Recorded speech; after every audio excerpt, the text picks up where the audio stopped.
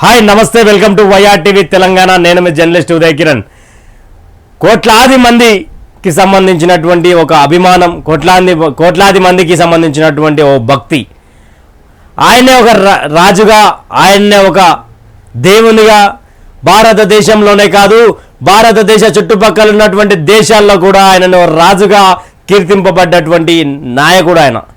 అదేవిధంగా తండ్రి మాట చెబితే 14 సంవత్సరాలు అరణ్యవాసానికి వెళ్ళినటువంటి దేవుడు ఆయన్నే శ్రీరాముడు. అందరం ఒకసారి గట్టిగా జై శ్రీరామ్ అనుకుందాం. ఎందుకంటే ఆల్రెడీ జనవరి 22 తారీఖున అయోధ్య రామ మందిరానికి సంబంధించి ప్రవేశం ఉండబోతా ఉంది. భక్తులు కూడా అక్కడ దైవ దర్శనం చేసుకొని ఉన్నారు. ఈ కథనాన్ని దిశ డైనమిక్ రాసుకుంటూ వస్తే ఇక్కడ మేడిగడ్డకు సంబంధించి మంత్రులు, కాంగ్రెస్ పార్టీకి సంబంధించినటువంటి మంత్రులు పూర్తిగా ఇక్కడ జరిగినటువంటి సమావేశాలు ఏమైతే ఉన్నాయో అక్కడ మేడిగడ్డను పరిశీలించి అక్కడ హెలికాప్టర్లో పరిశీలించినటువంటి తరుణం ఒకటి కనిపిస్తూ ఉంది. సో ఇక్కడ అన్న ఒకసారి నా ఫోన్ తీసుకోమన్నా.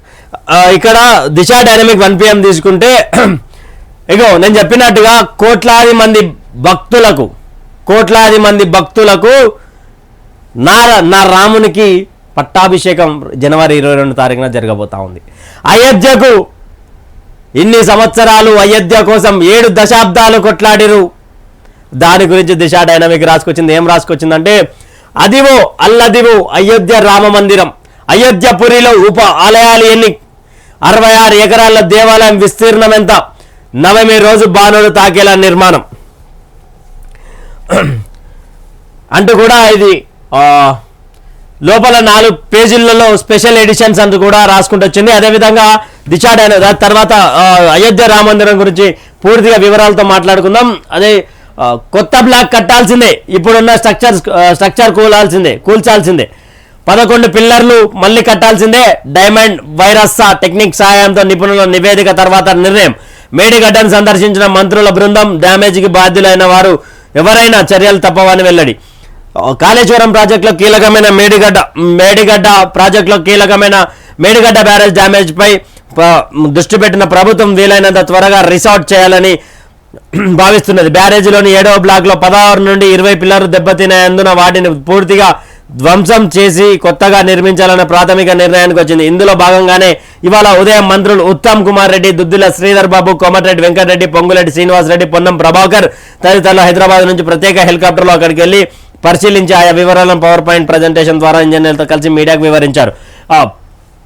కేసీఆర్ మౌనం సిగ్గుచేటు. ఉత్తమ్ అక్టోబర్ 21 బ్యారేజ్ పిల్లర్కు పగుళ్లు వచ్చి కుంగిందని, కానీ అప్పటి ముఖ్యమంత్రి దీనిపై ఎలాంటి కామెంట్ చేయకుండా మౌనంగా ఉండడం సిగ్గుచేటని విమర్శించారు.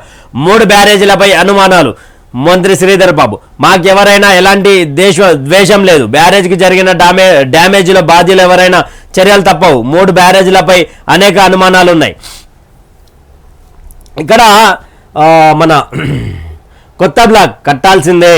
మేడిగడ్డకు సంబంధించి కాళేశ్వరం ప్రాజెక్టుకు సంబంధించినటువంటి మేడిగడ్డ ఏదైతే ఉందో దానికి సంబంధించినటువంటి 16 నుండి 20 పిల్లర్లకు కుంగినాయని అక్కడ దీని సహాయంతో ఏదంటే ఇప్పుడున్న స్ట్రక్చర్ కూలాల్సిందే అంటే ప్రభుత్వము మరోసారి మేడిగడ్డపై డబ్బుని ఇన్వెస్ట్ చేయబోతా ఉంది. మరి ఆ డబ్బు ఎక్కడి నుంచి తీసుకురాబోతా ఉంది? ఆ క్వశ్చన్ మార్క్ ఉంటే ఆ విధంగా ఉంటే డైమండ్ వైర్సా టెక్నిక్ సహాయంతో నిపుణుల నివేదిక తర్వాత నిర్ణయం. డైమండ్ వైర్సా అనే టెక్నిక్ సహాయంతో మరి మేడిగడ్డకు సంబంధించినటువంటి కుంగినటువంటి ప్రాజెక్ట్ పిల్లర్లు ఏవైతే ఉన్నాయో దానికి సంబంధించినటువంటి దానికి టెక్నికల్గా ఇంజనీర్లతో మాట్లాడి డిసిషన్ తీసుకుంది. కానీ నాకు ఇక్కడ చిన్న డౌట్ ఏంటంటే కుంగింది మేడిగడ్డ బ్యారేజ్ కింద, కానీ మంత్రులు పర్యటించింది ఎక్కడి నుంచి? హెలికాప్టర్ నుండి. ఇప్పుడు కాంగ్రెస్ మంత్రులనే కాదు, గతంలో కానీ అంతకంటే గతంలో హెలికాప్టర్ నుంచి చూస్తే ప్రజల బాధలు ఏమర్థమవుతాయి వీళ్ళకు? ఎంతసేపు ఉన్నా మేము పోయి అక్కడ కనిపిస్తున్నాము అనేది మాట్లాడుకోవడం తప్ప ఏమీ లేదు. కేసీఆర్ మౌనం సిగ్గుచేటు అని ఉత్తమ్ కుమార్ రెడ్డి కామెంట్ చేయడం అది ఇంకా హాస్యాస్పదంగా ఉంది. ఎందుకంటే గతంలో ఉత్తమ్ కుమార్ రెడ్డి కేసీఆర్ ఒకటే అని కూడా మాట్లాడుకున్నటువంటి దాఖలాలు చాలా ఉన్నాయి. ఎందుకంటే 2018 ఓటమి తర్వాత ఉత్తమ్ కుమార్ రెడ్డి కేసీఆర్ని కలవడం కూడా చాలా హాట్ టాపిక్గా కదిలింది. ఇక్కడ 3 బ్యారేజ్లపై అనుమానాలు. మంత్రి శ్రీధర్ బాబు ఇంకా 3 బ్యారేజీలపై అనుమానాలు ఉన్నాయంట. మరి మీరేం చేయబోతా ఉన్నారు? సరే, ఆయన కట్టిండో ఆయన పైన విచారణ చేస్తూ ఉన్నామని చెప్పి కాంగ్రెస్ పార్టీకి సంబంధించిన ముఖ్యమంత్రి రేవంత్ రెడ్డి చెప్పింది కదా, ఇప్పుడు ఏం చేయబోతా ఉన్నారు? మరి ఆయనను తీసుకువెళ్ళి లోపల వేయబోతా ఉన్నారా, లేకపోతే ఎలా చేయబోతా ఉన్నారా అనేది కూడా తెలియాల్సింది. పునర్నిర్మాణం అనివార్యం, ఇప్పుడున్న స్ట్రక్చర్ అనువుగా లేనందున కొత్తది కట్టడం అనివార్యమని ఇంజనీరింగ్ నిపుణులు అభిప్రాయపడ్డారు.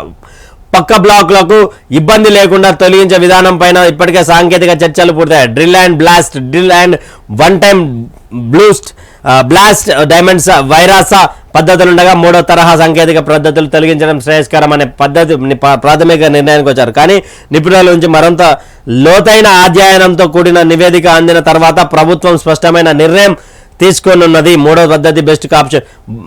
డైమండ్ వైరాస అనే ఆప్షన్ చాలా బాగుంటుంది అని కూడా నిపుణులు చెప్పారంట. నిపుణులు మరొకసారి కన్స్ట్రక్షన్ చేయాలి, పునర్నిర్మాణం చేయాలంటే మళ్ళొకసారి తెలంగాణకు రాష్ట్రానికి సంబంధించినటువంటి రాష్ట్ర ప్రజల రక్తం అమ్మి డబ్బు తీసుకొచ్చి కట్టబోతా ఉన్నారా, లేకపోతే ఎక్కడి నుంచి అప్పులు తేబోతా ఉన్నారు?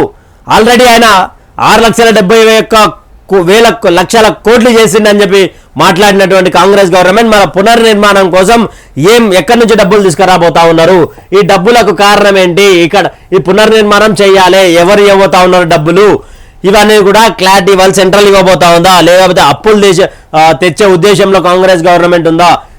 మరి ఇక్కడ ఒకవేళ అది ఏమన్నా డైమండ్ వైరాసాకి పూర్తిగా మూడో ఆప్షన్ మీరు ఎంచుకున్నారు, బాగానే ఉంది. కానీ ఇంకా లోతైన దానికి సంబంధించి ఏమన్నా మీకు ఉద్దేశం కానీ దానికి సంబంధించినటువంటి అనుభవం కానీ ఏమైనా ఉన్నాయా, ఎక్కడైనా జరిగినాయా? ఎందుకంటే మేడిగడ్డ ఒకటి మునిగిపోతే, ఒకటి ఇట్లా ఏమన్నా డ్యామేజ్ అయితే దాదాపు ఎన్నో వేల కుటుంబాలు రోడ్డు పాలనైతాయి, ఎన్నో వేల ఎకరాలు ఖరాబ్ అయిపోతాయి.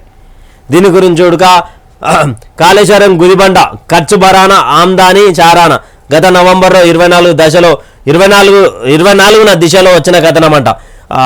చెప్పినాం కదా, దిశ దినపత్రిక అంటే దిశ డైనమిక్ కావచ్చు, దిశ దినపత్రిక అంటే ఊహాజనిత వార్తలకు కేర్ ఆఫ్ అడ్రస్. కానీ ఆ జనిత వార్తలు అనుకున్నటువంటి నోళ్ళన్నీ మోపిస్తాయి. ఎందుకంటే జరిగేటిది అది జరిగింది రాస్తుంది, ఆ సంవత్సరం తర్వాత 6 నెలల తర్వాత బయటపడుతుంది. ముందే చెప్పిన దిశ బీఆర్ఎస్ గొప్పగా చెప్పుకుంటున్న కాళేశ్వరం గుట్టును దిశ ఈ ఏడాది నవంబర్లో ప్రత్యేక కథనం ద్వారా బట్టబయలు చేసింది. కాళేశ్వరం గుదిబండగా మారిందని, ఖర్చు బారానా అయితే ఆమ్దాని చారానా మాత్రమే అని స్పష్టం చేసింది. కాళేశ్వరం ప్రాజెక్ట్ కార్పొరేషన్ కింద 97,449 కోట్ల రుణాన్ని సమకూర్చగా ఇందులో జూన్ 2022 నాటికి కేవలం 79 కోట్లను మాత్రమే అసలు రూపంలో రీపేమెంట్ చేయగలిగిందని, రూపాయలు 4,427 కోట్ల మేర వడ్డీగా చెల్లించిందని పేర్కొన్నది. నిర్మాణానికి రూపాయలు 87,450 కోట్ల మేర ఖర్చు కాగా ఏడాది సగటున రూపాయలు 13,000 కోట్ల చొప్పున 10 ఏళ్ల పాటు అసలు వడ్డీ చెల్లించాల్సి ఉంటుంది. ఏముంది, కేసీఆర్ని కాంగ్రెస్ పార్టీ గవర్నమెంట్ గట్టి ఉంటే కేసీఆర్ని తీసుకుపోయి లోపల వేస్తే అయోమయంలో పడ్డ బీఆర్ఎస్ కాడ బీఆర్ఎస్ అనే 1000 కోట్లు ఉంది పార్టీ ఫండ్, 1000 కోట్లు గుంజుకోరి విచారణ చేయరు. 1000 కోట్లు అంటే నీకు ఎంత అవుతుంది? 97,449 కాదు, మాస్ పైసలు వెళ్తాయి 100 కోట్లలోనేగా. 1,00,000 కోట్లు పెడితే అయిపోయా. 1000 కోట్లల్లో పార్టీ ఫండ్ ఉంది కదా కేసీఆర్ పార్టీకి సంబంధించి, అవి 1,00,000 కోట్లు గుంజుకోరి. విచారణ పేరు మీద 1000 కోట్లు తీయరి, అప్పు పోతుంది, నిజంగా పోతుంది. 6,71,000 కోట్లు కదా, 1000 కోట్లు వస్తే ఎంత బెనిఫిట్ అవుతుంది తెలంగాణ రాష్ట్రానికి, అది ఆలోచించాలి. రోడ్డు పైన యూరిన్ టెస్ట్, ప్రతి చౌరస్తాలో ప్రత్యేక క్యాబిన్లు, స్పాట్లోనే డ్రగ్స్ రిపోర్ట్, న్యూ ఇయర్ సందర్భంగా పోలీస్ చర్యలు. ఇక రోడ్డు పైన మూత్ర పరీక్షలు, ఇదేదో మీ ఆరోగ్య రక్షణ కోసం వైద్య శాఖ పెట్టిన కొత్త పథకం అనుకునేరు. మత్తు పదార్థాలను తీసుకునేవారు గుర్తించి జైలుకు పంపేందుకు పోలీసుల శాఖ తీసుకున్న లేటెస్ట్ స్టెప్ ఇది. అవును, శుక్రవారం నుంచి టీఎస్ న్యాబ్ ఆధ్వర్యంలో సిటీ పోలీసులు డ్రంక్ అండ్ డ్రైవ్తో పాటు అత్యాధునిక సాంకేతిక పరికరాలతో జంక్షన్ల వద్ద తనిఖీలు చేయనున్నారు. వీటితో స్పాట్లోనే డ్రగ్స్ ఎంత సేవించారు, డ్రగ్స్ ఏంటి, ఎంత మోతాదు, ఇలా వైద్యుల సమక్షంలోనే లెక్క తేల్చేస్తారు. ఈ పరికరాలే డ్రగ్గర్ అబౌట్ అని పోలీసు వర్గాలు వెల్లడించాయి. హైదరాబాద్, రాచకొండ, సైబరాబాద్ కమిషనరేట్లకు 20 చొప్పున ఈ రెండింటిని అందించారు. డ్రగ్ ఫ్రీ సిటీగా పోలీస్ శాఖ చకచక అడుగులు వేసుకుంటూ పోతా ఉంది. అదేవిధంగా అదేవిధంగా డ్రగ్స్ ఫ్రీ సిటీగా సంబంధించి రోడ్డు పైనే మూత్ర విసర్జనకు సంబంధించినటువంటి యూరిన్ టెస్ట్ కూడా ఉండబోతుంది. ఏ మోతాదు డ్రగ్స్ తీసుకున్నారు దానికి సంబంధించి వాళ్ళ మీద సీరియస్ యాక్షన్ కూడా ఉండేటట్టు కనిపిస్తుంది. సచివాలయాన్ని కమ్మేసిన పొగమంచు. తెలంగాణ సచివాలయాన్ని ఇవాళ ఉదయం పొగమంచు కమ్మేసింది. అమరవీరుల స్తూపం, బుద్ధుని విగ్రహం సైతం మంచు మబ్బుల్లో కనిపించలేదు. దీంతో అడ్డుగా వచ్చిన ప్రజలు ఈ సుందర దృశ్యాలను తమ సెల్లో బంధించారు. కానీ ఉదయం రాత్రి నుండి వస్తున్నటువంటి మంచు వల్ల రాత్రి 10 గంటల ఉదయం 10 గంటల సమయము 10:30 వరకు పొగమంచుతోటి హైదరాబాద్ మొత్తం మూసుకుపోతా ఉంది. దయచేసి హైదరాబాద్లో బండ్లు నడిపించే వాళ్ళు, వెహికల్స్ నడిపించే వాళ్ళు కొంచెం జాగ్రత్తగా చూసి నడిపియండి. ఎందుకంటే పొగమంచు వల్ల ముందలున్నటువంటి ఆ మంచు విపరీతంగా పెరగడంతో అక్కడ ఉన్నటువంటి వెహికల్స్ కానీ ముందలున్నటువంటి వ్యక్తులు కనిపించడం లేదు. అదొకటి. ఇక్కడ బుద్ధుని విగ్రహం కావచ్చు, అమరవీరుల స్తూపం కావచ్చు, సచివాలయం కావచ్చు, ఈ పొగమంచులో దగదగదగ మెరుస్తూ ఉంటే దాంట్ని వాకింగ్కి వచ్చినటువంటి వాళ్ళు క్యాప్చర్ చేసినటువంటి విజయం.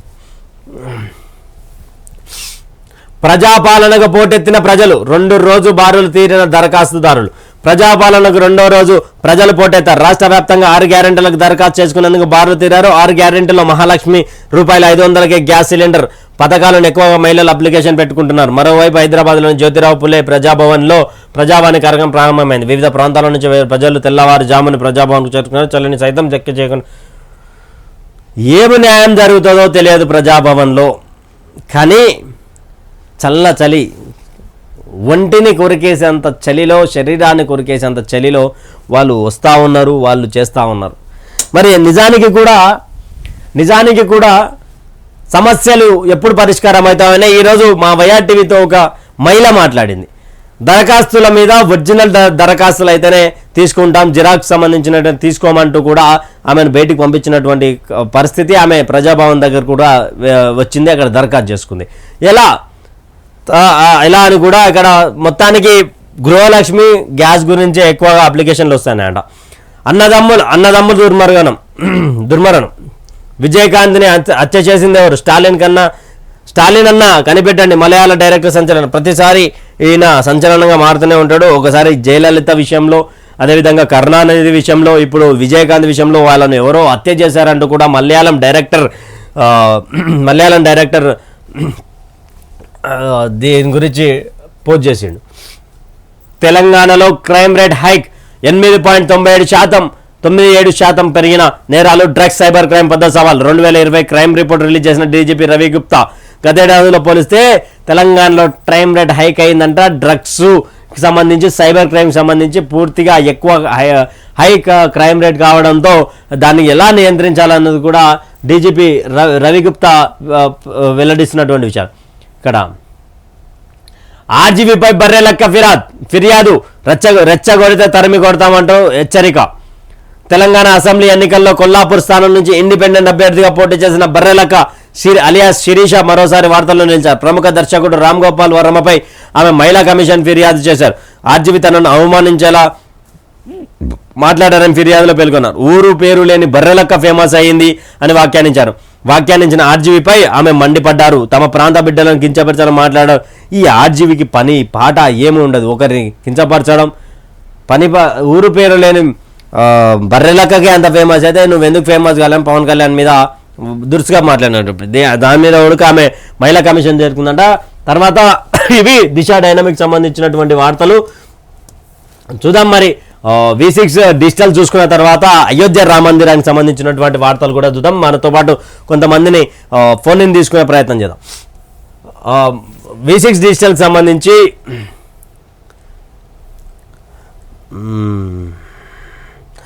97,000 ఎకరాల ఆయకట్టు, 95,000 కోట్లు ఖర్చు. వడ్డీ భారం తప్ప కాళేశ్వరం ఎందుకు పనికిరాదు? ప్రాజెక్టు వార్షిక నిర్వహణ వ్యయం 13,000 కోట్లు, రిపేర్లు అయ్యేసరికి 1.50 లక్షల కోట్లకు చేరుతుంది. ఇది కాళేశ్వరం ప్రాజెక్టు చరిత్ర. నీటిపారుదల శాఖ మంత్రి ఉత్తమ్ కుమార్ రెడ్డి ఈఎన్సీ ఏమన్నారంటే వాళ్ళతోటి మంత్రులతోటి 2 టీఎంసీల లిఫ్టింగ్, 5,000 మెగావాట్ల కరెంటు, 3 టీఎంసీ పనులు చేస్తే 8,450 మెగావాట్ల కరెంటు ఖర్చు. కాళేశ్వరం ప్రతిపాదిత స్టోరేజీ 141 టీఎంసీలు ప్రాజెక్టు కింద సాగైంది 98,570 ఎకరాలు. నిర్మాణం పూర్తయ్యాక ఇచ్చిన నీరు స్థిరీకరణకు మాత్రమే 3వ టీఎంసీ కోసం 33,400 కోట్లతో ప్రతిపాదన. 5 ఏళ్లలో కాళేశ్వరం నుంచి లిఫ్ట్ చేసింది 173 టీఎంసీలు. కాళేశ్వరం మొత్తం ప్రపోజల్ 1,28,000 కోట్లు. పాలమూరు ప్రాజెక్టులు కూడా కాళేశ్వరం పేరుతో అప్పులు. ప్రాజెక్టు కోసం ఇప్పటి వరకు ఖర్చు చేసింది 93,800 కోట్లు.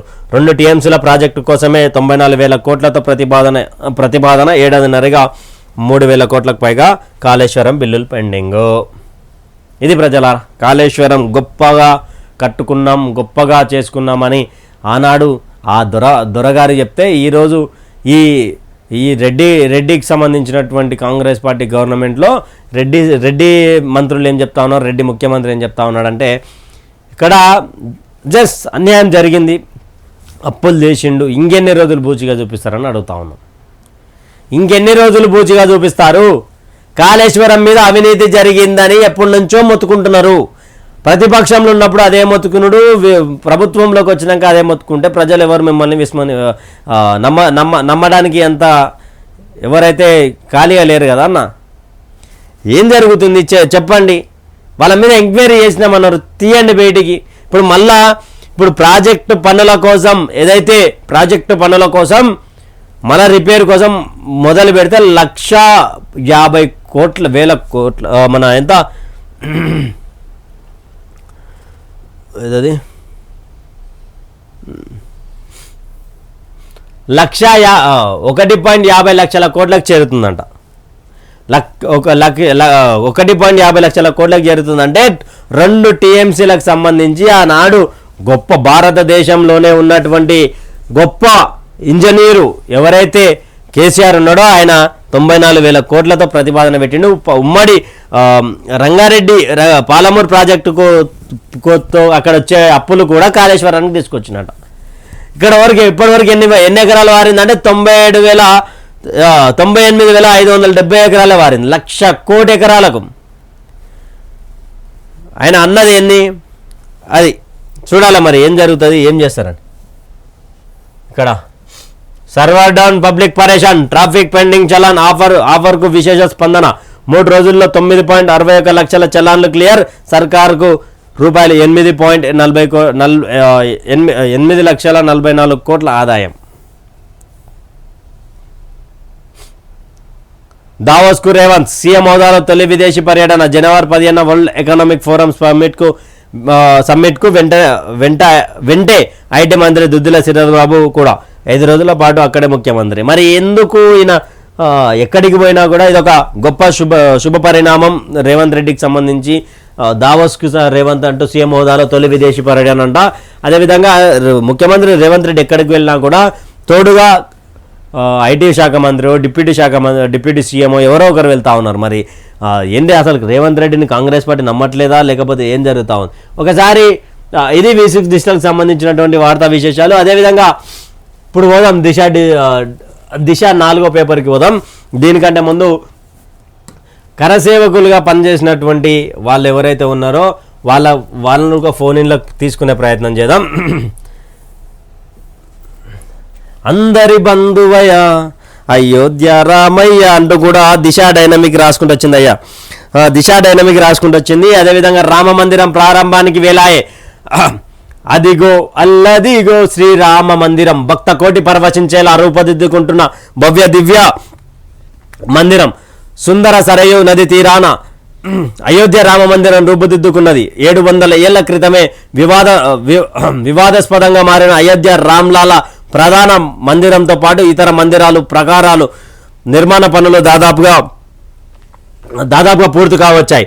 ఈ పనులు పూర్తి కావడానికి మరో 2-3 ఏళ్ల సమయం పట్టనున్నది.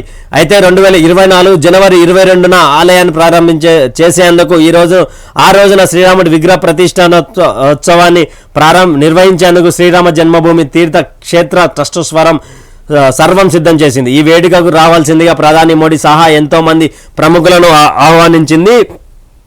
2.77 ఎకరాల్లో రూపుదిద్దుకున్న రామమందిరం దేశానికి మకుడ యమానంగా నిలువనుంది. దాదాపు రూపాయలు 1,800 కోట్ల ఖర్చుతో 3 అంతస్తుల్లో అష్టభుజి ఆకృతిలో 1000 ఏళ్ల వరకు నిలబడేలా శ్రీరాముడు దివ్య ధామాన్ని తెరిచిద్దారు దిశ నేషనల్ డిస్క్. దిశ స్పెషల్ ఎడిషన్ పేరు మీద చాలా గొప్ప వార్తలు తీసుకువస్తుంది. దానిలో గొప్ప వార్తలలో ఇదొకటి. ఎంతోమంది 7 దశాబ్దాలుగా అంటే 7 దశాబ్దాలుగా వివాదాస్పదమైనటువంటి దాన్ని ఈ నరేంద్ర మోడీ గవర్నమెంట్ వచ్చి భారతదేశంలో ఉన్నటువంటి ప్రతి ఒక్క హిందువులకు సంబంధించి వాళ్ళ భక్తికి సంబంధించి వాళ్ళందరూ కూడా ఈరోజు మేమురా అయోధ్య రామ మందిరానికి వెళ్తున్నాం, అయోధ్య రామ మందిర్లో గుడి నిర్మాణం చేస్తారా, అసలు ఉండాలా, అయోధ్య రామ మందిరానికి సంబంధించినటువంటి మనతో పాటు శ్రీనివాస్ రెడ్డి అన్న. నమస్తే అన్న, నేను లైవ్లో ఉన్నావన్నా నువ్వు? అన్న ఇది అయోధ్య రామ మందిరానికి వేలాయ అంటూ దిశ డైనమిక్ రాసుకుంటూ వచ్చింది. అంటే మీరందరూ కూడా అయోధ్య రామ మందిరం గురించి కష్టపడ్డ వాళ్ళే కదా, ఎలా అనిపిస్తుంది అన్న ఈ మూమెంట్ చూస్తే? ఎలా ఉంది?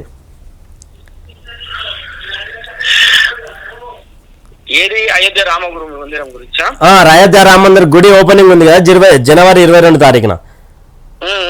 ఎలా ఉంది అంటే ఈ సిచ్యువేషన్ అవుతుంది అనుకున్నారా అసలు మీరు? అయితేనే కరసేవకు పోయిన ఉంటాం కదా మేము. అంటే ఎలా ఉండే అన్న ఆ రోజులలో కాంగ్రెస్ గవర్నమెంట్ సిచ్యువేషన్ ఎలా ఉండే కరసేవకు?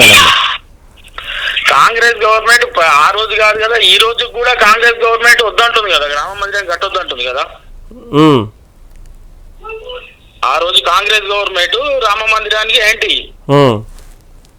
ఈ రోజు కూడా రామ మందిరం కట్టొద్దని 36 మంది లాయర్లను పెట్టి ఫైట్ చేస్తారు కదా వాళ్ళు.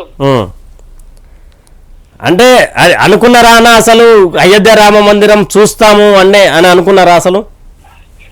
అయోధ్య రామ మందిరం మా పీరియడ్ లో అవుతుందో కాదో అనుకున్నాం, కానీ మోడీ దయ వల్ల ఈ రోజు ఆ మోడీ యోగి దయ వల్ల అవుతున్నది. అది అంటే ఎలా అనిపిస్తుంది అన్న? అంటే మీతో పాటు కరసేవకు వచ్చిన వాళ్ళు చాలా మంది ఉంటారు. ఆ రోజు కరసేవలో మీ మీద చాలా మంది లాఠీ చార్జీలు చేయడం అన్ని జరిగినాయి కదా? అన్ని జరిగినాయి. ఢిల్లీలో మమ్మల్ని డ్రైవర్ల మీద కూర్చోబెట్టిర్రు, పోలీస్ స్టేషన్లలో మమ్మల్ని అర్థం ఓనియలేరు, మమ్మల్ని ఢిల్లీలో కూర్చోబెట్టిరు తీసుకుపోయి మమ్మల్ని. భారతదేశంలో ఉన్నటువంటి రామునికి ఈరోజు స్వేచ్ఛ వాయులు వచ్చినాయి అనుకోవచ్చా? రామునికి స్వేచ్ఛ కాదు, మా జన్మ ధన్యమైనట్టే. మా కరసేవ పోయిన వాళ్ళ జన్మ ధన్యమైంది మాకు. ఈరోజు మేము కష్టపడ్డ దానికి ఫలితం దొరుకుతుందని మా ఆత్మ శాంతి అన్నమాట, ఆత్మతృప్తి. మేము చాలా హృదయపూర్వక ధన్యవాదాలు చెప్తున్నాం అన్న మీ కరసేవకు పోయినందుకు. ఆ రోజు మీరు మీలాంటి వాళ్ళు కొట్లాడినందుకు ఈరోజు అయోధ్య రామ మందిరం కూడా ప్రారంభం అవుతుందని కూడా అనుకుంటున్నాం. థ్యాంక్ యూ అన్న. రైట్, ఇది ఆ రోజు కరసేవకు వెళ్ళినటువంటి కొంతమందితో మనం మాట్లాడే ప్రయత్నం భాగంలో ఈయన కూడా కరసేవకు వెళ్తే ఆ రోజు ఢిల్లీలోనే ఆపి తమను బట్టలు అర్ధనగ్నంగా కూర్చోబెట్టినటువంటి పరిస్థితి, ఆ రోజు మమ్మల్ని పోలీసులు లాఠీచార్జ్ చేసినటువంటి పరిస్థితి అని కూడా ఆయన చెప్పుకుంటూ వచ్చినాడు. అదేవిధంగా మరికొంతమందితో మాట్లాడదాం. అదేవిధంగా శ్రీరాముడి దర్శనానికి పోటెత్తుతున్న భక్తులు, హాజరు కానున్న ప్రధాని మోడీ, ప్రముఖులు, పూర్తిస్థాయి నిర్మాణానికి మరో 2 ఏళ్లు. ఇక్కడ 2.77 ఎకరాలలో అయోధ్య రామ మందిరం నిర్మిస్తున్నారంట. హైదరాబాద్ నుండి తలుపులు వెళ్ళాయి. తమిళనాడు నుండి 600 టన్నులు అంటే 600 కిలోలకు సంబంధించినటువంటి గంట కూడా వెళ్ళిందంట.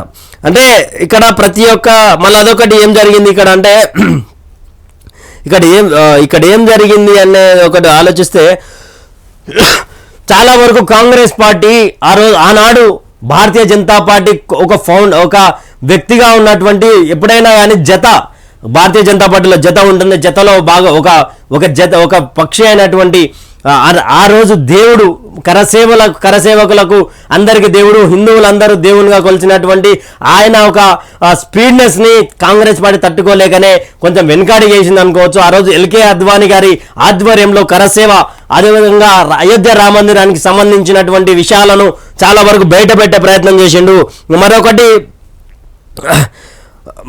మరొకరితో మాట్లాడే ప్రయత్నం చేద్దాం. అదేవిధంగా అయోధ్య రామ మందిరం దాదాపు 1800 కోట్ల ఖర్చుతో 3 అంతస్తు. అన్న నమస్కారం అన్న. అన్న నేను లైవ్లో ఉన్నారన్న, మీరు లైవ్లో ఉన్నారన్నా? అన్న ఇది అయోధ్య రామ మందిరానికి సంబంధించి జనవరి 22 తారీఖున ప్రారంభంగా ఉంది. ఆ రోజు ప్రతిష్ఠ చేయబోతా ఉన్నారు. ఎలా చూడొచ్చు అన్న? అంటే అయోధ్య రామ మందిరం అసలు అవుతుందని మీరు ఎప్పుడు కలగనరా? అందరి మీద కూడా సాధ్యమవుతుంది అంటే అది మోడీ గారితో సాధ్యమవుతుంది. హిందువులందరి కళలు 500 సంవత్సరాలు ఉన్న దాన్ని కూడా సాకారం చేస్తున్నదంటే దానికి చాలా సంతోషంగా ఉంది. మన జనరేషన్ లో అయోధ్య రామ మందిర్ జరగడం చాలా అదొక పుణ్య భాగ్యం మన జనరేషన్ కి. ఇక్కడ ఉన్న ఇప్పుడున్న పోటీ దాని గురించి తెలుసుకోవడం. మనం తిరుపతి కట్టినప్పుడు చూడలేము, శ్రీశైలం కట్టినప్పుడు అట్లా పెద్ద పెద్ద కాశీ కట్టినారు. కానీ రాముడు మన పురుషోత్తమ రాముని మందిరం మన కట్టేది ఎట్లా కడుతున్నారు ఏంది మన కళతో చూస్తున్నాడు. చాలా మనం ఇంతకన్నా పుణ్యం చేసుకోవడం ఏముండదు అన్న. అంటే కాంగ్రెస్ పార్టీకి ఆహ్వానం పంపిస్తే కూడా వాళ్ళు వస్తామా రామా అనే ఒక డైలమాలో పెట్టారంట. ఏందన్న కాంగ్రెస్ పార్టీకి అయోధ్య రామ మందిరానికి ఉన్నటువంటి మూడు ఏందన్న? వాళ్ళు ఓటు బ్యాంక్ రాజకీయం మీద ఆధారపడి ఉంటారు కాబట్టి వాళ్ళు అదే ఆలోచన ఉంటుంది. వాళ్ళకు ఒక వర్గం ఓట్లు కావాలి కాబట్టి ఇక్కడికి వస్తే మళ్ళీ ఆ వర్గం ఓట్లు పోతే అనే ఆలోచన తప్ప వేరేది ఏముండదు. సాల్వ్ చేసేది ఉంటే 500 సంవత్సరాల నుండి 70 స్వతంత్రం వచ్చిన తర్వాత కూడా దాన్ని ఎన్నో సార్లు దాని గురించి డిస్కషన్ అయినా కానీ అక్కడే పెండింగ్ ఉంది. వాళ్ళు చేయాలనుకుంటే ఎప్పుడు అయిపోతుండే అన్న. దీంట్లో అన్న ఎల్కే అద్వానీ గారి పాత్రనే ఎక్కువ అంటున్నారు. మరి అంటే మీకు తెలిసినంత వరకు ఎల్కే అద్వానీ గారి పాత్ర ఎలా ఉండే అన్న దీంట్లో అయోధ్య రామ మందిరం గురించి? చాలా బాగుంది. ఆయనే మూల పురుషుడు. ప్రతి విషయంలో కూడా ఆయన అప్పట్లో రథయాత్ర దాన్ని తీసుకొచ్చి హిందువులను అందరినీ ఎక్కడ చేసిండు. ఆ ఏకతతో చాలా మంది కూడా అవేర్నెస్ వచ్చింది. మనలాంటి ప్రతి ఒక్కరికి కూడా అసలు రామ మందిరం ఏమైతుంది, రామ మందిరం ఎందుకు ఉండాలి అనేది అప్పుడు గలమెత్తింది ఎల్కే అద్వానీ గారు. అన్న ఇక అంటే లాస్ట్ అండ్ ఫైనల్ అన్న, ఒకసారి మీరు ఏంటి అంటే రాముని గుడిని చూపించుకొని 2024 ఎన్నికలకు నరేంద్ర మోడీ పోతా ఉన్నాడు అని కొంతమంది ప్రతిపక్షాలు ఇండియా కూటమి మాట్లాడుతూ ఉన్నాయి. అది అంతా వాళ్ళకు ఇప్పుడు అట్లా చేసేది ఉంటే వాళ్ళు కూడా ధైర్యం చేసేవాడు. మరి అప్పుడే వాళ్ళు కూడా కట్టింటే అప్పుడే వాళ్ళు కూడా చూపించుకుంటుంటే వాళ్ళు కూడా ప్రభుత్వాలు ఉన్నారు కదా అన్న, ఇంత ముందుకు ఉన్నారు కదా. మరి అదేదో వాళ్ళ టైంలో సాల్వ్ చేసి మేము కట్టినామని వాళ్ళు కూడా పోయేది ఉండే. వాళ్ళు అమ్మ అడకదని బువ్వ పెట్టదు అన్నట్టు సామెత ఉంది కదా. వాళ్ళు కట్టారు, ఇంకొకరు చేస్తే కూడా ఓదాలు. వాళ్ళకి ఏంటంటే ఒక వర్గం ఓట్ బ్యాంక్ తప్ప వాళ్ళకి వేరే కావాల్సిన అవసరం లేదు. ఇప్పుడు నెహ్రూ దగ్గర నుండి చూస్తున్నాము, ఇప్పుడు ఉన్న పప్పు వరకు కూడా అంతే ఉంటుంది. వాళ్ళకి తప్ప వేరే ఏముండే అన్న. అంటే నిజానికి పార్లమెంట్ ఎన్నికల కోసమే ఆడుతున్నటువంటి స్ట్రాటజీ గేమ్ అన్న అయోధ్య రామ మందిరం. అట్లేమో వాళ్ళు ఎప్పుడు మాకు 3 years బ్యాకే చెప్పారు రామ మందిరం ఎప్పుడు అవుతుంది, ఎప్పుడు పని వస్తుందని. అది ఓన్లీ అయోధ్య రామ మందిరం అనేది రామతీర్థ ట్రస్ట్ వాళ్ళు చేస్తారు తప్ప దీనికి బీజేపీకి ఎలాంటి కూడా ఈ రెడీ ముహూర్తం దానికి ఉండదు. అంటే ఇప్పుడు అన్న చెప్పండి మొత్తానికి 24 మంది లాయర్లను పెట్టి కొట్లాడితే ఒక రామ మందిరానికి సంబంధించి తండ్రి కొడుకులు ఇద్దరే, తండ్రేమో రామ మందిరం కోసం కొట్లాడుతూ ఉన్నాడు, కొడుకేమో కృష్ణుని టెంపుల్ కోసం. ఇప్పుడు అదొక నెక్స్ట్ టాపిక్గా ఉన్నది. ఇప్పుడు 24 మంది లాయర్లను తట్టుకొని వాళ్ళు ఇద్దరు పోరాడిన దానికి హిందూ సమాజం తరఫున మీరు ఏం చెప్తారన్నా? ఇప్పుడు హిందూ సమాజం ఒక్కటే ఆలోచించాలి. 24 మంది లాయర్లను ఆపోజిట్ గా పెట్టి కొట్లాడింది ఎవరు? రామ మందిరం కట్టొద్దని కొట్లాడింది ఎవరు? కాంగ్రెస్ పార్టీ. అలాంటి పార్టీ ఇప్పుడు దాన్ని పొలిటికల్ గా వాడుకొని చూస్తారు కాబట్టి 100% అలా కాశీ అయిపోయింది. రామ మందిరం నెక్స్ట్ బాకీ ఉంది ద్వారకా కృష్ణ మందిరం. డెఫినెట్లీ నెక్స్ట్ 2024 లో మోడీ గారు వస్తున్నారు, అది కూడా సాధించుకొని తీరుతాం. థ్యాంక్ యూ అన్న. మనతో పాటు రాధాకృష్ణ యాదవ్ గారికి సంబంధించినటువంటి సమాచారాన్ని కూడా అందించారు. థ్యాంక్ యూ అన్న. ధన్యవాదాలు. రైట్, ఇది ఎవరికి వాళ్ళు చెప్తా ఉన్నారు. ఎందుకంటే వీళ్ళందరినీ కూడా మేము తీసుకొస్తుంది ఎందుకు ఫోన్ ఇన్ల ద్వారా అంటే వీళ్ళందరూ కూడా అయోధ్య రామ మందిరం గురించి వీళ్ళ కుటుంబాలకు సంబంధించి ఆల్రెడీ మా దగ్గర ఒక డాటా తీసుకున్నాం. కరసేవకు సంబంధించినటువంటి వాళ్ళు, అంటే ఒక నియోజకవర్గానికి సంబంధించినటువంటి వాళ్ళు కరసేవకు ఎవరెవరు వెళ్ళారనేది.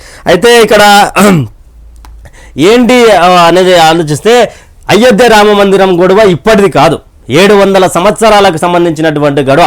అక్కడ 200 సంవత్సరాలు వాళ్ళు పరిపాలించరా వీళ్ళు పరిపాలించరా అది పక్కన పెడితే స్వాతంత్రం వచ్చిన తర్వాత వీళ్ళు ఏం చేసిర్రు, వీళ్ళు భారతీయ జనతా పార్టీ ఇప్పుడు ఓట్ బ్యాంక్ రాజకీయం చేయడానికి ఈ యొక్క దాన్ని వాడుకుంటున్నారు అని చెప్తా ఉన్నారు కదా. మరి ఇప్పుడు రాధాకృష్ణ యాదవ్ గారు క్వశ్చన్ లేవనెత్తింది ఏంటంటే మరి ఆనాడు కాంగ్రెస్ పార్టీ ఎందుకు కట్టలేదు అయోధ్య రామ మందిరాన్ని?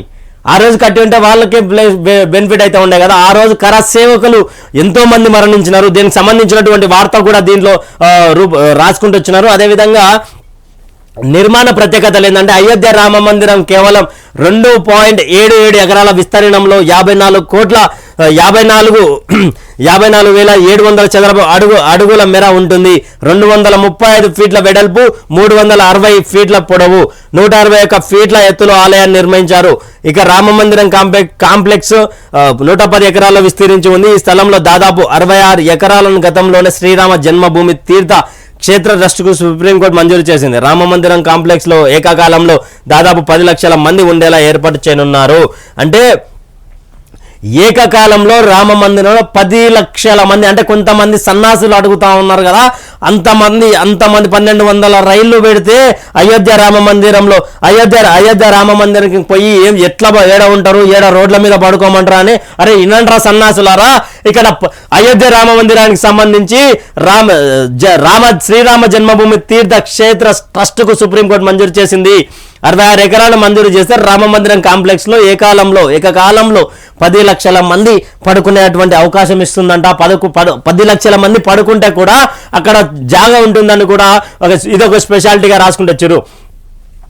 దాదాపు 7 శతాబ్దాలుగా వివాదాస్పదంగా ఉన్న అయోధ్య రామ మందిరం అన్ని అడ్డంకులకు అధిగమించింది. ప్రధాని నరేంద్ర మోడీ చేతుల మీదుగా ఎట్టకేలకు 2020 ఆగస్టు 5న భూమి పూజ జరిగింది. ఆ తర్వాత నుంచి ఇప్పటి వరకు అంటే గత 3.5 ఏళ్లలో ఆలయ నిర్మాణ పనులు శరవేగంగా జరిగాయి. 2024 ఏప్రిల్ మే నెలల్లో లోక్సభ ఎన్నికలు జరగనున్నాయి. ఈ నేపథ్యంలో 2024 జనవరి 22వ తేదీన అయోధ్య రామ మందిరం ప్రారంభోత్సవానికి ముహూర్తాన్ని ఖరారు చేశారు. ఆలయాన్ని ప్రారంభించిన మరుసటి రోజు జనవరి 23 నుంచి భక్తులకు ఆలయ దర్శనం కోసం అనుమతించనున్నారు. 7 శతాబ్దాలుగా 700 సంవత్సరాలుగా వివాదాస్పదంగా ఉన్న అయోధ్య రామ మందిరం అని 2020 ఆగస్టు 5 తారీఖున భూమి పూజ జరిగితే 2024 ఏప్రిల్ మే నెల లోక్సభ ఎన్నికలు జరుగున్నాయి. ఈ నేపథ్యంలో 2024 జనవరి 22వ తేదీన అయోధ్య రామ మందిర ప్రారంభ ముహూర్తాన్ని ఖరారు చేశారు. ఆలయాన్ని అంటే ఎన్నికలతో శ్రీరామ జన్మభూమి అయోధ్యకు ఎలాంటి సంబంధం లేదు. గతంలోనే చెప్పారు, ఇన్ని సంవత్సరాల్లో పూర్తి చేస్తామన్నారు. జనవరి 22 తారీఖున ప్రతిష్ఠించబోతా ఉన్నారు. 23 తారీఖున ఆ శ్రీరామచంద్ర వారి దర్శనానంతరం అందరూ వెళ్ళడానికి అర్హత కల్పిస్తారంటూ కూడా రాసుకుంటొచ్చాను. కోట్లాదిగా పోటెత్తిన విరాళాలు. ప్రతిష్టాత్మకంగా భావిస్తున్న అయోధ్య రామ మందిర నిర్మాణం కోసం 400 కోట్లు ఖర్చు అయిందని శ్రీరామ జన్మభూమి క్షేత్ర ట్రస్ట్ తెలిపింది. ఇక మొత్తం రామ మందిరం కాంప్లెక్స్ నిర్మాణానికి దాదాపు రూపాయలు 1800 కోట్ల పైనే ఖర్చు అవుతుందని పేర్కొంది. ఈ మొత్తాన్ని భక్తుల నుంచి విరాళాల రూపంలో సేకరించారు. ఈ 2020 సంవత్సరంలో రామ మందిరం నిర్మాణం పనులు మొదలైనప్పటి నుంచి ఇప్పటి వరకు ప్రతి నెల కోట్లాది రూపాయలు భక్తుల నుంచి విరాళాలుగా ట్రస్టుకు అందాయి. ప్రముఖ వ్యాపారవేత్తలు, పారిశ్రామికవేత్తలు, రాజకీయ నాయకులు కోట్లాది రూపాయలను విరాళంగా ట్రస్టుకు అందజేశారు. 2022 జూన్ నాటికే దాదాపు 3400 కోట్ల విరాళాల రూపంలో సమకూరాయి. రామ మందిర నిర్మాణాన్ని కిపోను మిగిలిన మొత్తం అయోధ్య నగర డెవలప్మెంట్ కోసం ఖర్చు చేయనున్నట్టు ట్రస్ట్ వెల్లడించింది. 400 కోట్లు ఖర్చు అయిందని శ్రీరామ జన్మ ఏకంగా 400 కోట్లు ఖర్చు అయిందని 1800 కోట్లకు పైన ఖర్చు అవుతుందని పేర్కొంది. ఈ మొత్తానికి అక్కడ ఉన్నటువంటి సరౌండింగ్స్లో ఆ మిగతా ఆలయాలను అన్నిటిని కూడా కట్టడానికి 1800 కోట్లు ఖర్చు అవుతుందంట. మిగతా ఏమైనా డబ్బు మిగిలితే ఆ డబ్బుని అయోధ్య రామ మందిరానికి సంబంధించి చుట్టుపక్కల ఉన్నటువంటి ఏరియాకి యూజ్ చేస్తారని కూడా ట్రస్ట్ చెప్పుకుంటూ వచ్చింది. కానీ అయోధ్య రామ మందిరానికి ప్రతి ఇంటి నుండి రూపాయనన్న పోయింది.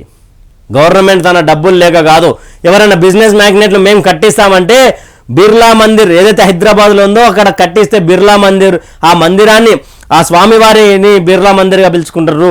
అందుకు మేము అనుమతించము. అయోధ్య రామ మందిరం ప్రతి భారతదేశంలో ఉన్న ప్రతి ఇంటి నుంచి రూపాయి రావాలి, రూపాయితో కట్టాలి అని కూడా దీనికి తీసుకున్నటువంటి విషయం. ఇక్కడ విస్తీర్ణం 2 ఎకరాల 77 ఎకరాలు, బిల్డప్ విస్తీర్ణం 57,400 చదరపు అడుగులు, ఆలయం పొడవు 360 అడుగులు, ఆలయం వెడల్పు అంటూ కూడా పూర్తిగా పిల్లర్లు 132, ఒక్కో అంతస్తు ఎత్తు 20 అడుగులు, మొత్తం మూడు అంతస్తులు, గ్రౌండ్ ఫ్లోర్లు 160, ప్రవేశ ద్వారాలు 12, రెండో అంతస్తులు 74 పిల్లర్లు. అంటే మొదటి అంతస్తులో 132, ఆడ గ్రౌండ్ ఫ్లోర్లు 160, తర్వాత తగ్గించుకుంటూ వచ్చారు 132, తర్వాత రెండో అంతస్తులో 74, 12 ప్రవేశ ద్వారాలు ఉన్నాయంట. ఇది ఇలా ఉండబోతుంది అయోధ్య రామ మందిరం. తర్వాత పేజ్ తీసుకుందాం. ఏమిచ్చారు, ఒక ప్రత్యేకత అయోధ్య రామనవమి రోజు సూర్యకిరణాలు పడేలా రామ మందిరంలోని గర్భగుడి అష్టభుజ ఆకృతిలో రూపుదిద్దుకుంటుంది. ఆలయం చుట్టూ ఉండే గోడల నిర్మాణం వృత్తికారంలోనే ఉండనున్నాయి. గర్భగుడిలోని మూల విరాట్ పై ఏటా శ్రీరామనవమి పండుగ రోజున సూర్యకిరణాలు పడేలా నిర్మాణం చేశారు. ఒడిశాలోని కోనార్క్ సూర్య దేవాలయం గర్భగుడిలోని మూల విరాట్పై సూర్యకిరణాలు పడినట్లుగానే రామమందిరం డిజైన్ ఉండాలని ప్రధాని నరేంద్ర మోడీ సూచనలు ఆర్కిటెక్టులకు పరిగణ తీసుకున్నారు. బాల్యంలో శ్రీరాముడు ఉండే తరహాలో 5 అడుగుల ఎత్తుల విగ్రహం రూపుదిద్దుకుంటున్నది. గర్భగుడిలో గోడలు, ఫ్లోరింగ్, రైలింగ్, డోర్ ఫ్రేమ్ తదితరులకు రాజస్థాన్ నుంచి ప్రత్యేకంగా తెప్పించిన తెల్లని మార్బుల్స్ వాడుతున్నారు. గర్భగుడి వెలువల గృహ కీర్తన నృత్య రంగ మండపాలతో పాటు 2 ప్రార్థన మండపాలు ఉంటాయి. ఈ మండపాలు అన్ని వైపుల నుంచి ఓపెన్గా ఉండేలా డిజైన్ చేయడం జరిగింది. ఇక్కడ రాముడు బాల్యంలో ఉన్నప్పుడు ఎలా అయితే ఉన్నాడో ఆ విగ్రహాన్ని కూడా ప్రతిష్ఠిస్తున్నారంట. అదేవిధంగా ఒడిశాలోని కోనార్క్ సూర్య దేవాలయం గర్భగుడిలోని మూల విరాట్పై సూర్యకిరణాలు పడనట్లుగా రామమందిరం డిజైన్ ఉండాలంటే కోనార్క్ సంబంధించినటువంటి సూర్య దేవాలయంలో ఎలా అయితే గర్భగుడి మీద సూర్యదేవుని కిరణాలు పడతాయో అలా అయోధ్య రామ మందిరం కూడా ఉండాలి. రాజస్థాన్ నుంచి కూడా సపరేట్గా గుడికే కావాల్సినటువంటి దాన్ని వస్తువులను తెప్పిస్తూ ఉన్నారు. గర్భగుడి వెలుపల గృహ కీర్తన నృత్య రంగ మండపాలతో పాటు 2 ప్రార్థన మండపాలు ఉంటాయి. ఈ మండపాలన్నీ అన్నిటి కూడా అందరూ కూడా ఉండేలా ఓపెన్ ఉండేటాలు, అన్ని వైపులా ఓపెన్ ఉండేటాడు డిజైన్ చేశారంట. 1000 ఏళ్ళు చెక్కు చెదరకుండా ఉండేలా అయోధ్య రామ మందిరాన్ని 1000 ఏళ్ల పాటు చెక్కు చెదరకుండా ఉండేలా తీర్చిదిద్దారు. పునాది మొదలు సూపర్ స్ట్రక్చర్ వరకు వాడే ప్రతి మెటీరియల్ నాణ్యతను చెన్నై ఐఐటి నిపుణులు పరిశీలిస్తున్నారు. సెంట్రల్ రీసెర్చ్ బిల్డింగ్ ఇన్స్టిట్యూట్ కూడా ఆలయ నిర్మాణ శైలిని నాణ్యతను పర్యవేక్షిస్తుంది. ఆలయం మొత్తం 1000 సంవత్సరాలు ఉండేటట్టు చేస్తూ ఉన్నారు. చెన్నైకి సంబంధించినటువంటి ఐఐటి నిపుణుల ద్వారా పర్యవేక్షణ నడుస్తూ ఉందంట. ఇక్కడ భారీ సంఖ్యలో గ్రానైట్తో పునాదిని నిర్మించారు. అంటే భారీ సంబంధించినటువంటి ఇక్కడ మిస్టేక్స్ జరగకుండా 1000 సంవత్సరాలు అక్కడే అలాగే ఉండేటట్టు చెక్కు చెదరకుండా గ్రానైట్ బ్లాక్లను ఇంటర్లాకింగ్ పద్ధతిలో అమర్చేందుకు 4 టవర్ క్రేన్లను, 2 మొబైల్ క్రేన్లను, ఇతర యంత్రాలను వాడారు. ఇతర గ్రానైట్ బ్లాక్లను ఇంటర్లాకింగ్ చేయడానికి 4 టవర్ క్రేన్లను, 2 మొబైల్ 17,000 గ్రానైట్ బ్లాక్ల పునాది నిర్మాణం. ఇది పైనుంచి ఉన్నటువంటి విజువల్.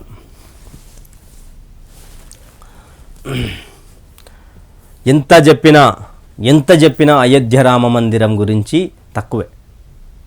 కానీ అయోధ్య రామ మందిరాన్ని మేము చూస్తామా అనుకున్న వాళ్ళ కళ నెరవేరబోతా ఉంది. ఆ రోజు కరసేవలో తన్నులు తిని, దెబ్బలు తిని, కాళ్ళు చేతులు ప్రాణాలు కోల్పోయిన వాళ్ళందరికీ ఈరోజు ఆత్మశాంతి కలగబోతా ఉంది. అయోధ్య రామ మందిరంలోని ఉపాలయాలు ఋషి వాల్మీకి, ఆచార్య వశిష్ఠ ఋషి, విశ్వామిత్ర, అగస్త్య ఋషి, నిషాద్ జటాయువు, శబరిమాత అంటూ కూడా ఈ ఉపాలయాలంట. ఇవి కూడా పూర్తిగా ఇవి ఉన్నటువంటి సమాచారం. అదేవిధంగా 4వ పేపర్ తీసుకుంటే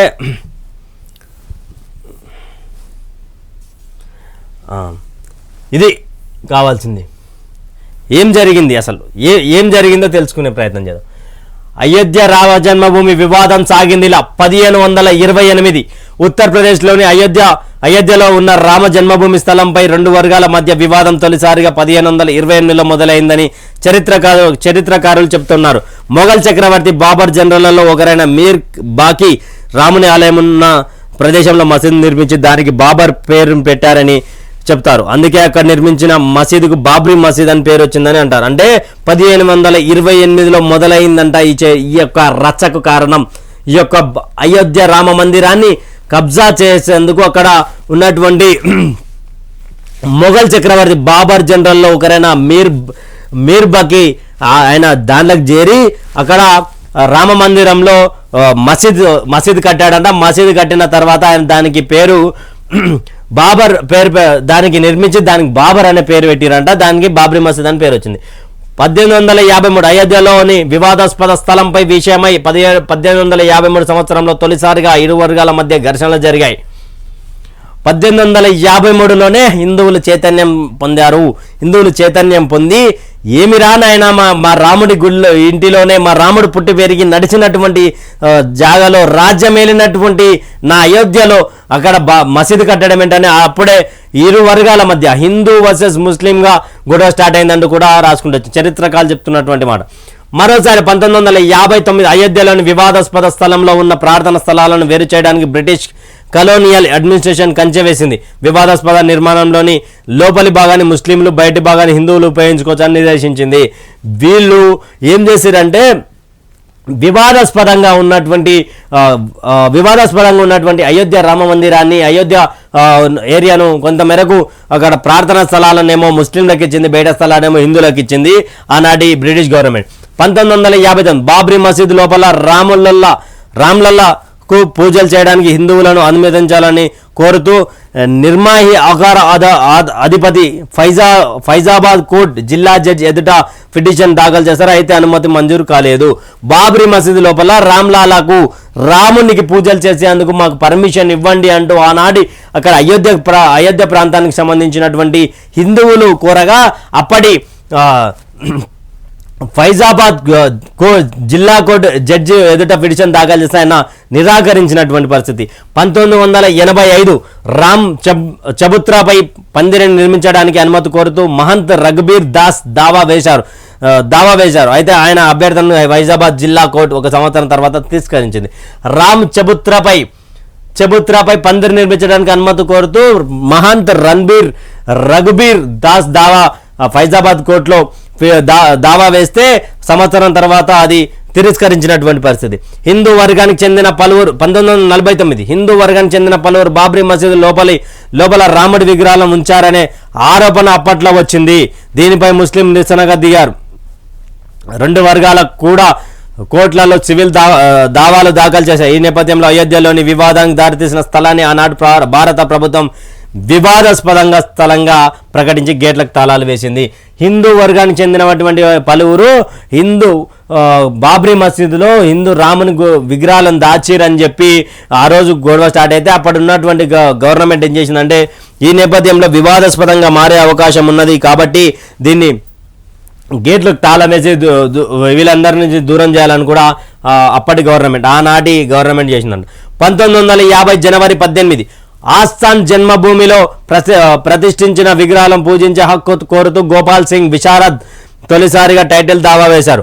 విగ్రహాల తొలగింపుపై హైకోర్టు నిషేధం విధించింది. పూజలు కొనసాగించేందుకు అనుమతించింది. ఆస్థాన్ జన్మభూమిలో ప్రతిష్ఠించిన విగ్రహాలను పూజించేందుకు గోపాల్ సింగ్ విశారద్ అనే ఆయన కోర్టులో దావాలు వేస్తే అక్కడ ఆ రోజు ఉన్నటువంటి కోర్టు పూజలు చేసుకోవచ్చని అనుమతించిందంట. 1950 వివాదాస్పద స్థలంపై హిందువుల హక్కుల కోసం రామజన్మభూమి న్యాసాధిపతి రామచంద్ర పరమహంస మరొక దావా వేశారు. 5 తర్వాత ఉపసంహరించుకున్నారు. వివాదాస్పదాన్ని అంటే మొత్తానికి అయోధ్య సంబంధించినటువంటి అయోధ్య అనేది వివాదాస్పదంగా మారి ఉండే దాంట్లో ఇక్కడ హిందువుల హక్కుల కోసం రామజన్మభూమి ఇవ్వాలి అంటూ కూడా న్యాసాధిపతి రామచంద్ర పరమహంస మరొకసారి దావా చేసి ఆయన తర్వాత రిటర్న్ తీసుకున్నారంట. 1959 నిర్మోహి ఆకార రంగంలోకి దిగి కోర్టులో 3వ దావాను దాఖలు చేసింది. అంతకుముందు కోర్టులో నియమించిన రిసీవర్ని తొలగించి రామజన్మభూమి స్థలాన్ని తమకు అప్పగించాలని కోర్టుని కోరింది. రాముడు జన్మించిన ప్రదేశానికి తామే సంరక్షణ కర్తలమని న్యాయస్థానం. హిందువులు ఆ రోజు మా రాముడు పుట్టిర్రు, మా దేవుడు పుట్టిండు కాబట్టి మా జాగ మొత్తం మాకే సంబంధం అని ఆ రోజు పెద్ద ఎత్తున 1961 డిసెంబర్ 18 బాబ్రీ మసీద్ దాని పరిసరాలను భూమిని తమకు అప్పగించాలంటూ ఉత్తరప్రదేశ్ సున్నీ సెంట్రల్ బోర్డ్ ఆఫ్ వక్ఫ్ కోర్టులో పిటిషన్ వేసింది. బాబ్రీ మసీదు దాని పరిసరం భూమి తమ బాబ్రీ మసీదు పక్కన ఉన్నటువంటి భూమి అంతా మాకు సంబంధించింది, మాకు అప్పయ్యంపాలని చెప్పి వక్ఫ్ బోర్డుకు సంబంధించి కోర్టులో పిటిషన్ వేసిందంట. 1984 అయోధ్యలోని రామ జన్మభూమికి విముక్తి కల్పించి అక్కడ రామ మందిరాన్ని నిర్మించే లక్ష్యంతో విశ్వ హిందూ పరిషత్ విహెచ్పి ఒక కమిటీని ఏర్పాటు చేసింది. ఈ కమిటీ ద్వారా దేశంలో రామ మందిరం గురించి ప్రచారం చేసే బాధ్యతను బీజేపీ నేత లాల్ కృష్ణ అద్వానీ చేపట్టారు. ఇక్కడ లాల్ కృష్ణ అద్వానీ గారికి హిందువుల తరపున, మా అందరి హైందవుల తరపున పాదాభివందనం సార్. ఎందుకంటే మీలాంటి వాళ్ళు ఒక వ్యక్తి ఒక శక్తిగా పనిచేయక ఉంటే, ఆయన ముందుండి మీరు నడిపించకపోతుండే ఈరోజు అయోధ్య రామ మందిరం ఇంత ముందుకు సాగేది అని కూడా అనుకోవట్లేదు అసలు. ఎందుకంటే ఆ రోజు కరసేవకులా పనిచేసినటువంటి వాళ్ళే దాంట్లో అసలు అనుకోలే, మేము చూస్తామా అనుకోలే. కానీ ఈరోజు మీ పార్టీకి సంబంధించి మీరు కానీ మీ పార్టీ కానీ అందరికీ హృదయపూర్వక ధన్యవాదాలు. ఎందుకంటే మీరండి వాళ్ళు సాధించినటువంటి విజయం ఇది. విహెచ్పి పేరుతో లాల్ కృష్ణ అద్వానీ చేపట్టినటువంటి రామమందిరం ప్రచారం చేసే బాధ్యతను అంటే దేశం మొత్తం తిరిగి ఆనాడు దేశం మొత్తం తిరిగి ప్రచారం చేశారు. ప్రచారం చేసినందుకు ఇది మనం ఈరోజు చూస్తూ ఉన్నాము అంటే ఇది పరిస్థితి. 1986 హరిశంకర్ దూబే వేసిన పిటిషన్ విచారించిన జిల్లా కోర్టు జడ్జి హిందువులు శ్రీరాముని పూజించేందుకు బాబ్రీ మసీద్ గేట్లను తెరవాలని ఆదేశించారు. దీంతో ఆగ్రహించిన ముస్లిం సంఘాలు బాబ్రీ మసీద్ యాక్షన్ కమిటీని ఏర్పాటు చేశాయి. హరిశంకర్ దూబే వేసిన పిటిషన్ విచారించిన జిల్లా కోర్టు హిందువులు శ్రీరాముని పూజించేందుకు బాబ్రీ మసీద్ గేట్లను తెరవాలని ఆదేశించారంట. దీంతో ముస్లింకి సంబంధించినటువంటి వాళ్ళు ఎవరైతే ఉన్నారో ఆ రోజు మసీద్ యాక్షన్ కమిటీని ఏర్పాటు చేసి ముస్లిం సంఘాలు కూడా అడ్డుకునే ప్రయత్నం చేసినాయంట. విహెచ్పి రామ మందిరం ప్రచారం ఉధృతం చేసింది. బాబ్రీ మసీద్ పక్కనే రామ మందిరానికి పునాది వేసింది. విశ్వ హిందూ పరిషత్ తీసుకున్నటువంటి ఒక వేవ్ ఉన్న చూసినారా, ఆ వే వల్లనే ఈరోజు అయోధ్య రామ మందిరం కనిపిస్తూ ఉంది హిందువులకు. కానీ భారతదేశంలో ఒక అరుదైన కట్టడం, అది అరుదైన కట్టడమే అయోధ్య రామ మందిరం. 700 సంవత్సరాల నుంచి పోరాడుతూ 2024 జనవరి 22న ప్రతిష్ఠింపబోతా ఉన్నాడు. అయోధ్యలోని వివాదాస్పద స్థలాన్ని శ్రీరాముడి పేరిట బదలాయించాలని కోరుతూ అలహాబాద్ హైకోర్టులోని లక్నో బెంచ్ విహెచ్పి మాజీ ఉపాధ్యక్షుడు దేవకి నందన్ అగర్వాలా పిటిషన్ వేశారు. అయోధ్య వివాదాస్పద స్థలం ఏదైతే ఉందో అది మొత్తానికి కూడా అయోధ్యలో పుట్టి పెరిగింది రాముడు, అయోధ్యలో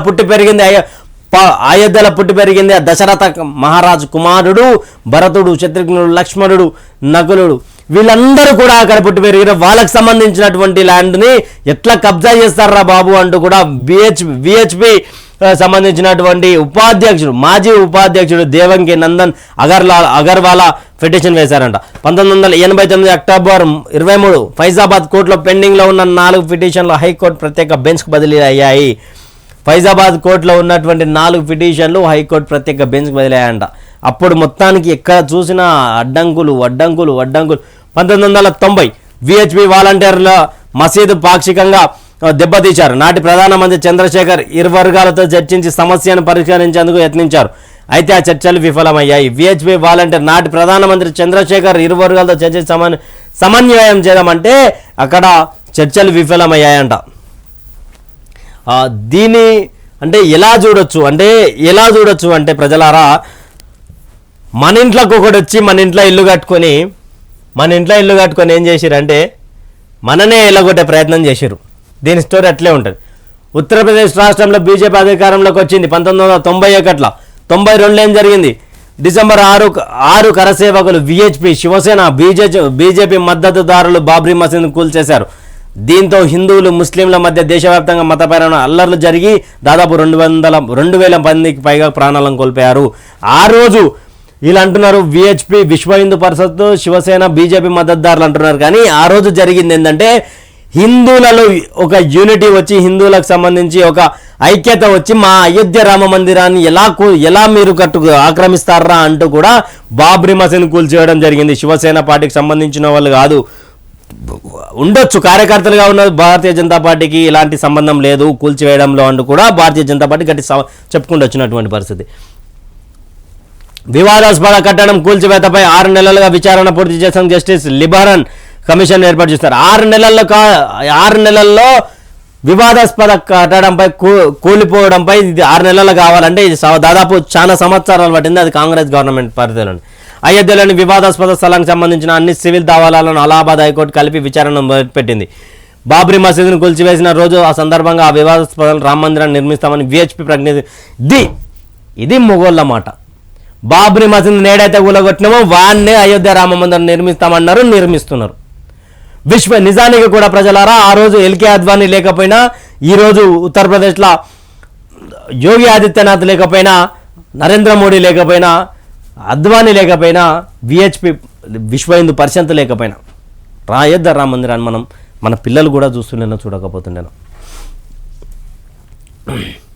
అప్పటి ప్రధాని అటల్ బిహారీ వాజ్పేయి తన కార్యాలయం అయోధ్య కోసం ప్రత్యేక సెల్ను ఏర్పాటు చేసి హిందూ ముస్లిం నేతలతో చర్చలు జరపడానికి ఒక సీనియర్ అధికారిని నియమించారు 2002లో.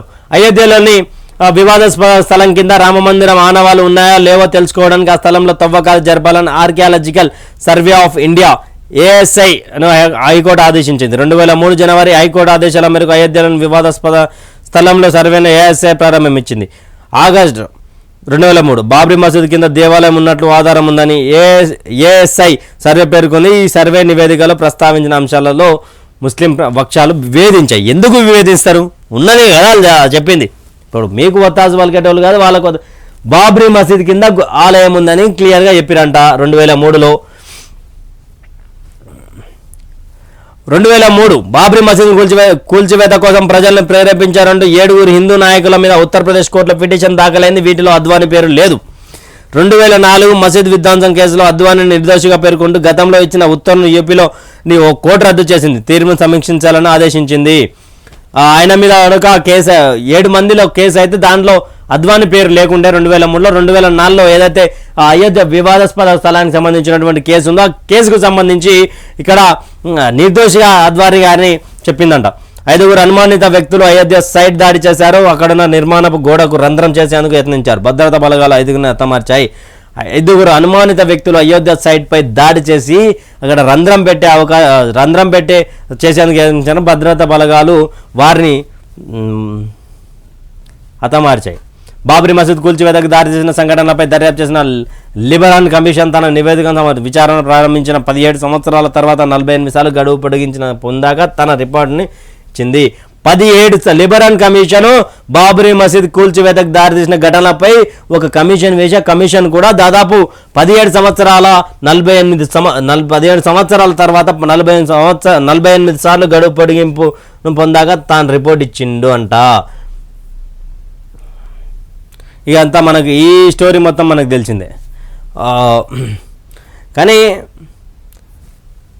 ప్రజలారా, నా తమ్ముళ్లకు, నా చెల్లెళ్లకు, భారతదేశంలో ఉన్నటువంటి హిందువులందరికీ, హిందువులనే కాదు ప్రతి ఒక్క మతస్థునికి రాముని గొప్పతనం చెప్పండి. ఒక కొడుకు ఎలా ఉండాలి, ఒక రాజు ఎలా ఉండాలి, ఒక భర్త ఎలా ఉండాలి. కొంతమంది అని అంటారు ఐ లవ్ రావణాసుర అంటారు. ఎందుకు రా నాయన అంటే సీతమ్మ గారి పర్మిషన్ లేకుండా ఆమెను ముట్టుకోలేదు, అది రావణాసురుని గొప్ప, కావాలంటే ముట్టుకొని ఏమైనా చేస్తుండే, వాళ్ళ ఇంట్లోనే ఉన్నది కదా అన్నారు. అరే నాయన, రావణాసురునికి ఒక స్త్రీ ఆమోదం లేకుండా ముట్టుకుంటే చచ్చిపోతుండే ఆయన, అందుకు ముట్టుకోలే. కొంతమంది చెత్త నా కొడుకులు కొన్ని సినిమాలు ప్రేరేపిస్తున్నటువంటి తరుణంలో మీ కుమారులకు, మీ పిల్లలకు ఈయన గొప్పతనం చెప్పండి, ఈయన ఆవశ్యకత ఎట్లా ఉన్నది, అయోధ్య రామ మందిరం 700 సంవత్సరాల నుంచి ఎట్లా కొట్లాడారు, ఎట్లా సాధించుకున్నాము, అద్వానీ గారి పాత్ర ఏంది, విహెచ్పి పాత్ర ఏంది, ఇవన్నీ చెప్పే ప్రయత్నం చేయండి. మొత్తానికి నాతో పాటు ప్రతి హిందువు కూడా సంతోషంగా ఉన్నారు ఈ వార్త చూసి అని అనుకుంటున్నాను. ఎందుకంటే ఈ యొక్క కళ ఎన్నోసార్లు అయోధ్య రామ మందిరం గురించి నా ముందు, మాలాంటి యువత ముందు చాలామంది బాధపడ్డటువంటి క్షణాలు, కరసేవకు పోయి కాళ్ళు పోగొట్టుకున్నటువంటి క్షణాలు, ప్రాణాలు కోల్పోయినటువంటి చాలామంది ఉన్నారు అయోధ్య రామ మందిరం కోసం. వాళ్ళందరి జీవితాలు ధన్యమైనాయంటూ కూడా కరసేవకు వెళ్ళినటువంటి శ్రీనివాస్ రెడ్డి మనతో మాట్లాడినటువంటి విషయం ఇది. చూస్తూనే ఉండండి వైఆర్ టీవీ తెలంగాణ. సబ్స్క్రైబ్ చేసుకున్న వాళ్ళందరికీ సబ్స్క్రైబ్